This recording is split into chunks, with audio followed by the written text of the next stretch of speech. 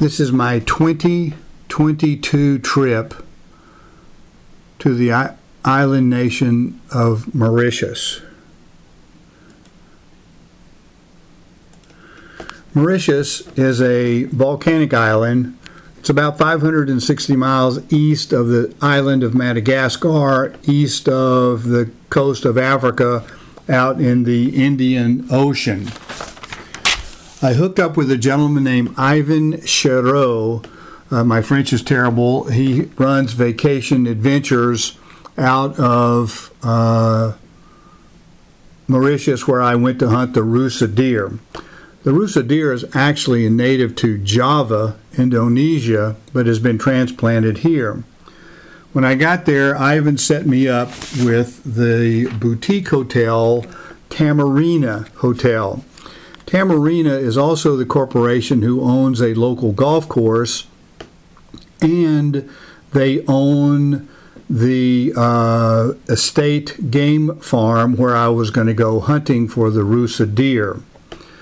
They set me up here. Breakfast and dinner was included in the trip. All of these amenities, the pool, the spa, the beach, and the place to eat were all very, very nice. You can see that in this video. The people, the concierge, the people were really good. They took good care of me, watched over me. The room was comfortable and very adequate. The island of Mauritius, like I said, is a volcanic island, and it was first discovered by Arab sailors in the 16th century. Later, it was occupied by the Portuguese, and still even later by the Dutch, and then the French and Polynesians, and then later, in 1764, the French made it a crown colony. It had a very strong economic growth in those days, mostly agriculture because of slavery. Once the French Revolution took place in 1789, the French kind of lost control of it. They didn't have the ability to maintain their supervision over the island. The British actually landed troops there in 1810 and then took it as a possession in 1815. Now this is the area of the hotel, this deck, this veranda that overlooks the ocean. Beautiful place. And this is where I had drinks in the evening and where I ate all of my meals. The meals were all served outdoors. It's a very temperate climate. About 77 degrees was the heat of the day and about 70 degrees was the cool of the night. We had just a little bit of rain while I was there, but the dining area was well protected, so you didn't have any problems. Every morning I was greeted by these boats that were just off the coast, and they were tourists who were swimming with dolphins, but they also had all kinds of other recreation. This was my first breakfast there before I headed out to the golf course. And I played with this family, this gentleman and his two daughters. They were from the neighboring island of Reunion. The girls played every other hole. On the sixth hole, we came across this sign, which I've never seen on any course in the United States. You hit your drive over an obstacle, and then you crossed underneath a canopy where these monkeys would come down, and if you had anything loose in the cart, they would take it and back up into the trees. So if they got it and they got your cell phone and got back up in the trees, you were in trouble because you would never, ever get anything back from them. But these monkeys, I'm not sure what they are, but they were all around the island. I saw them in several places. As you left the golf course, you saw this volcanic formation of King Kong, and then his lady, Fay Ray, who was in the movie King Kong. She played the blonde that was his love interest. In the evenings, sitting on the veranda, these fruit bats would fly in and sit in the trees. These bats are primarily nocturnal animals. They would fly in here just as the sun was starting to set to start moving around and start looking for fruit to eat in the local area. But they would come in here just at sunset before they started to feed. It was always kind of interesting to see these creatures up in the trees. The minor birds and the sparrows were thieves, and they would take food right off your plate if you didn't watch it very carefully. The beach here was just right outside the veranda, and I could see it from my room. Beautiful place. The first day that I hunted was the third day that I was on the island, and we met at the Tamarina Game Farm. These are some of the trophies of the Rusa deer that they had around. We were joined by Chris, who was a employee of the game farm, and then here's Ivan in front of me. You can see that the vegetation is pretty well chewed down. The land is open because there were quite a few deer in the area, plus pigs, all behind the high fence, plus they had guinea fowl and they had peacocks. But what you were concerned about as we were spotting and looking for our first trophy Rusa deer, the concern was that everywhere you went, there were deer that were watching you, so you're always worried about them spooking, and they bark and carry on once you're in the area and scare everything away. We used a lot of stealth. We snuck through the brush, spent an hour or so moving around trying to find the right trophy as we moved through this brush. We found a trophy that Chris and Ivan thought was very, very good, and they put me in a spot. It was an elevated position here to shoot down. I never saw the deer. They saw him, and I'm shooting between these two trees. If you look very carefully, you can see the shot, and you can see the deer kick, that specific kick that when a deer is well hit, as he moves off, and there's the kick, and then he ran off. I never saw this deer. I was completely, told by the guides that this is the animal that we want. And of course, once we got him down, he ran about 50 yards, and that was about it. And he expired. Here he is, breathing his last. But this was a really nice trophy. The Rusa deer, anything above 34 inches is a giant. And this one green taped at 33 3/4 inches, so a really nice trophy. And both Chris and one of the hands who worked there at this game farm told me that this was the largest deer that they had taken this season. I don't know what the season is, but anyway, he was very impressive. Really nice trophy. I'm very happy with it. Made a good shot and brought this animal down. The animal then is gathered up and taken back to a processing plant. The game farm actually has their own processing plant where, because it's the temperate climate, you can't leave them out very long, so you get them back to the back and they butcher them and process the trophy, and then the meat is actually sold out in town. After we sent the deer off to the processing plant, we had the celebratory beer, and in this, I guess, gathering room, for lack of a better word, it's fashioned after some of the lodges in Africa. But this is where they meet in the mornings before they go on driven hunts. They run about 30 driven hunts a year. After the hunt, the next day was my first day as a tourist.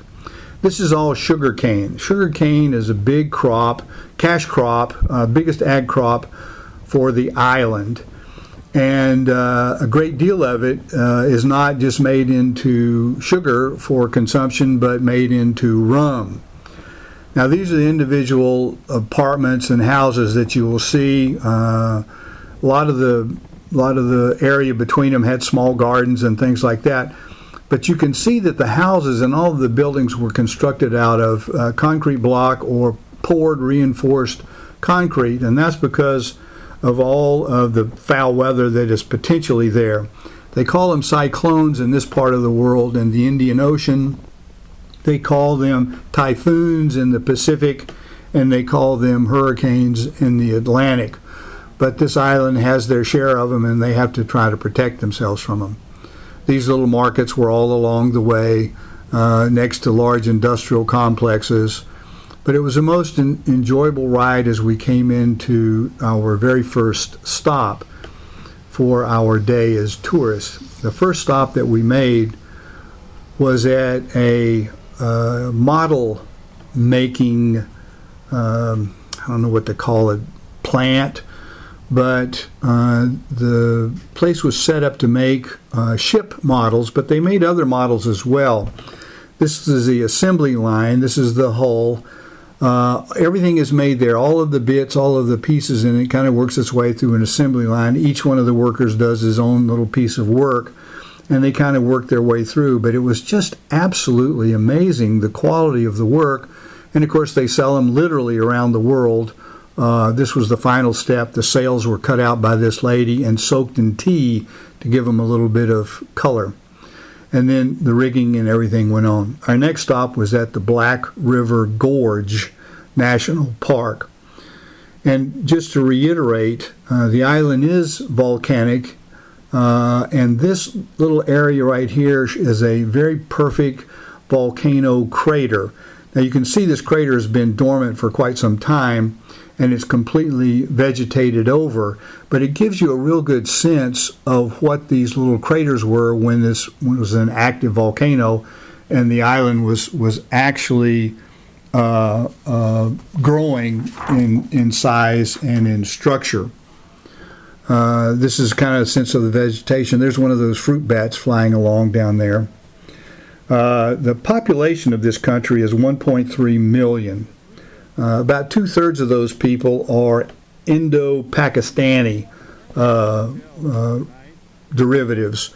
Then there's a large African population, there's a large Chinese, and then European population. This is a really good view from the Black River Gorge area of the coral reefs that surround the island. The fishing is very good, and Ivan asked me if I wanted to go fish for black marlin. Black marlin is a big trophy fish that they fish for. My problem is I get sick every time I go out in the ocean, so I pass on the black marlin, but I know that they catch a lot of them. This is one of the little shops. They were everywhere. Of course, if you were a tourist, they were set up to sell tourist stuff, coconut shell stuff, woven stuff, carved stuff. They had all the kinds of trinkets and stuff there. I kind of passed on all of it. Again, another picture of landscape, the coral reefs. You can see the boats that are out there just beyond that bulkhead there. Pretty country, just absolutely beautiful water. They had windsurfing, they had ATV rides. It's a holiday or a vacation destination for the Europeans. I only met one other American while I was there, and he was deer hunting too. But like I said, the large population is mostly Hindu, and this park is dedicated to the religion. They have a number of holidays that are there, and this park kind of commemorates them. The park part of it is dedicated to the largest festival in the springtime, which is the Holi Spring Festival, and that's dedicated to the Lord Krishna.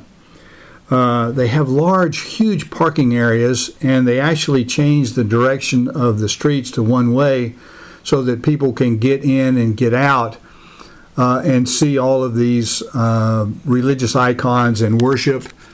I don't know enough about it to tell you what exactly they are, but it was fascinating to be there. I do have a picture of a calico kitty cat that's coming up here pretty quick. He's next to this large sacred lake that has more religious icons all around it. But the cat was there because people were putting bread in the water to feed the fish. And the cat was waiting for these fish to come up close enough to where he was sitting so he could catch them and of course, bring them in and eat the fish. But he was a real pretty calico cat. And this is him right here, I believe. Yeah, next. I didn't see him catch a fish. I wish I had seen him catch a fish. But after we finished that, we drove on down the road for a little bit to get lunch. And we stopped at an Indian I take that back. The next place we went was the rum refinery. This is the Rumerie de Chamarel. Again, my French is not very good. But this is what they used for the sugar cane, or the primary use of the sugarcane was to come into these refineries and make rum out of them. And the other fascinating thing about it, besides the rum, the byproduct was all of the mash, or the material, the fibrous material that was left over from the making of rum, was dried and sent to power plants and burned to run boilers, to make steam, to make power. You can see that the volcanic rock is used for a lot of different things. Lots of walls made out of volcanic rocks, but this was a beautiful refinery. This little pool here this is a bucket of water, but with these flowers were placed on it and changed out every day.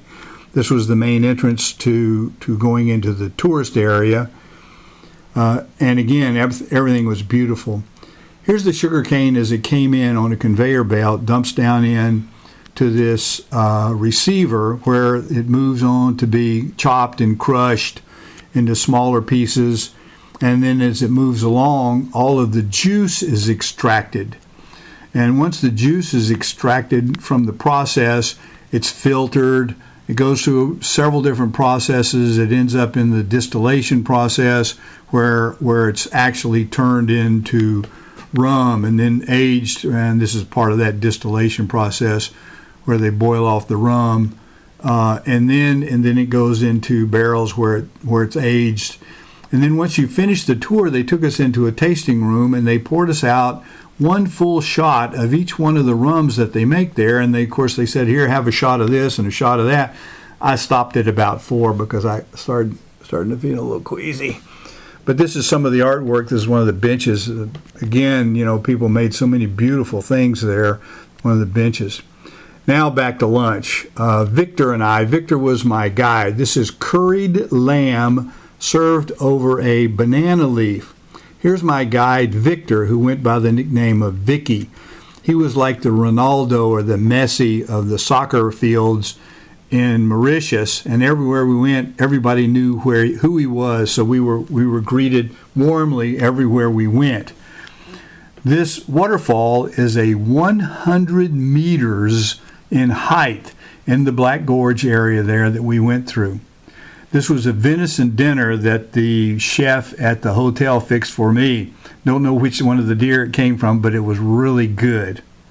That was the end of our first day as a tourist. The second day as tourist, we went to Port Louis, which is the capital and the large seaport for the island. One of the first stops that we made was here at Fort Adelaide, which is commonly referred to as the Citadel. It was built by the British. From there you can see the panorama of the city. You can see how big the city is and how modern it is. Population there is about 1.3 million. It's one of the most densely populated countries in the world. And as you move around, you can see the fort itself, the Citadel. These blocks were sawed out of basalt, the element that is cool-dried or long-dried lava rocks. And it was built to protect the British from the French, but there never was a revolt. So they never had to defend themselves. This was the market downtown in Port Louis. I always like going to these places. It's always amazing the things that they have. And of course, in nations like Mauritius, people don't buy large quantities of food and put it in the refrigerators. Most of the refrigerators are small. So every other day, or almost every day, they go to the market, they pick out and select the food that they want to prepare for that day.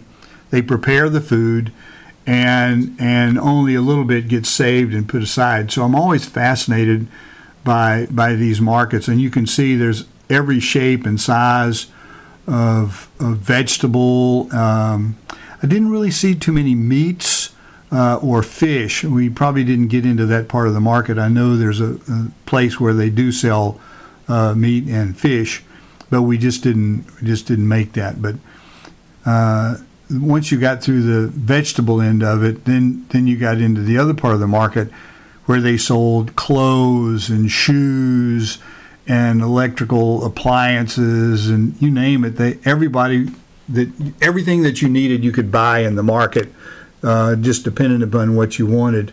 I was always fascinated by the variety and the colors of things that you could see. Once we finished making this sweep, we stepped out into the street, and you can see that the street is closed off mostly to vehicle traffic. Nobody was driving up and down it while the market is on and running. But lots of motorcycles, lots of scooters. That's the economic way to go because they have no natural resources to speak of. All of the gas, all of the energy in running these things has to be imported. You can see the ladies in their hijab. That's the Muslim population that is about 10% of the population. The rest of the population is Chinese and European. All of these cultures blend together to make Mauritius what it is today, their culture. I thought this was interesting. They have the sign, Help Wanted, so help wanted everywhere. This is one of the spice shops that we stopped at, and I bought my wife a packet of these spices, a variety pack that you see up above, and brought those home, plus some black tea, which is pretty strong tea, but something that we got a lot of use out of.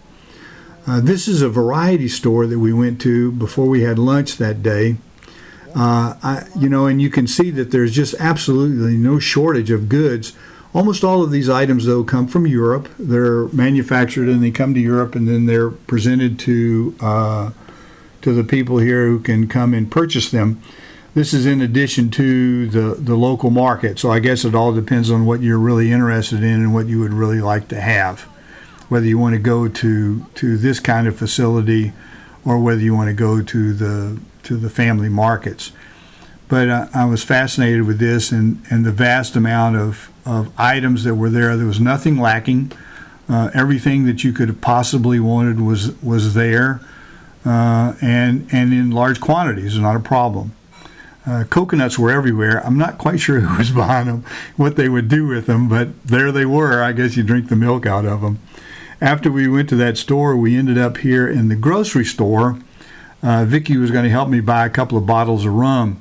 I drank a lot of mojitos while I was there and drank a lot of rum, but I wanted to bring some back, so he said, well, let's go to the grocery store and let's go get some. So again, I'm always fascinated by the things that these markets bear for the local population. I mean, there's absolutely nothing that was missing here. You could get anything and everything.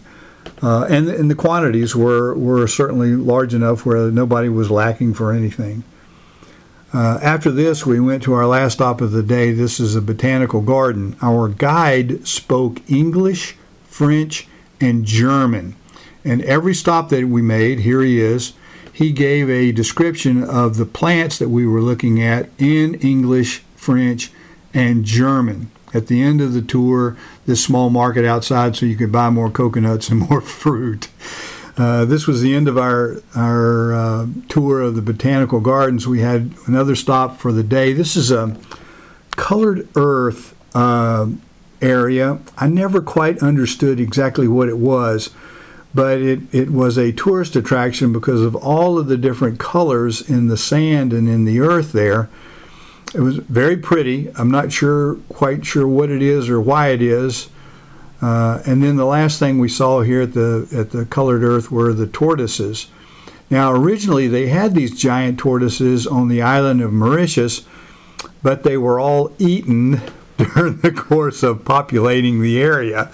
So these tortoises were brought in from another island. So that was the end of my second full day as a tourist, and we ended up back here at the Hotel Tamarina, and they had a big party going on that night. A lot of these are locals. Most of these people are not staying there at the hotel. There was a big party. This was a big hootenanny, and so they had band, they had music, they had drinks, and they had great food. And I drank more than my share of the rum-based mojitos. The next day was a rest day. Here's Fay Ray and King Kong once again on a river that came into next to the hotel. And here's again the beach next to the hotel. It was really a beautiful area. You could, again, great tourist area. The second day, this is a managed deer hunt. We were in the same areas, hunting with Ivan again, and we ranged this management buck initially at 300 yards. And then we finally moved into about 180 yards where I took the shot. But you're always worried about deer that are around that are barking alarms and things like that. Now this old buck, this old stag, he was all covered in mud and set to chase the girls around, but he was just past his prime and couldn't do it anymore. He's a nice trophy, but he's not nearly the size of the first stag, the real trophy stag that I took early on. But we had another good day of hunting. I took the picture of these weaver birds. You can see that the leaves have all been stripped off the limbs. And they do that, these birds are native to Africa, and they do that so that they can see snakes sneaking up on them. No snakes in Mauritius, but that's their inbred instinct, so they can't get over it. The last day was a hunting day. This was a driven hunt. And everybody met. There's about 30 or 40 hunters here. They set up in the morning. We had coffee, we had donuts in this lodge, which is very, very nice, very, very first class. Then they moved us out to these stands, and what they do is you put you in the stand.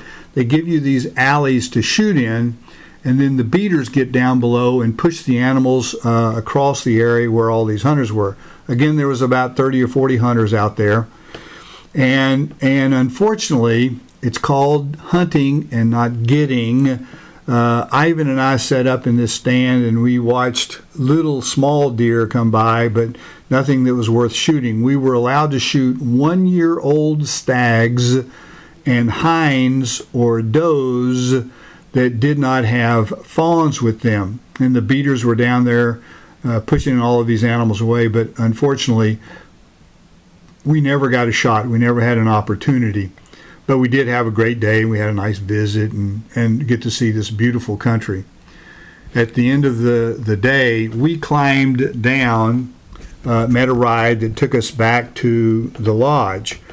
They had a vehicle with a large trailer on the back of it that came around and rounded up all of the animals that had been taken during the driven hunt. Those animals were again taken very quickly down to the processing plant where they were processed. You can see this stand is very sturdy, very well built. It looks rickety, but it got us through there just fine. Yeah. The island of Mauritius. Oh, this is one of the peacocks that runs wild out there, and the guinea fowl run wild. The island of Mauritius gained its independence from Britain in 1968. The official language there is actually English, but almost everybody speaks French or Creole. The Creole is a blend of French and African languages. But at the end of the day, we got here, and most everyone spoke French, but several of these hunters actually live currently in the United States, and some of them live in Europe. So there's a lot of languages going around, but almost all of these boys spoke French. Just, the common language. But these 4 stags were taken. I'm happy to say that none of them matched the trophy stag that I took on my first day. This is a group picture at the end of the day. It was a great way to end my hunt in Mauritius. Good food, good friends, good drink. The island was very hospitable, and I really had a great time. I would recommend it to anybody. Great hunt.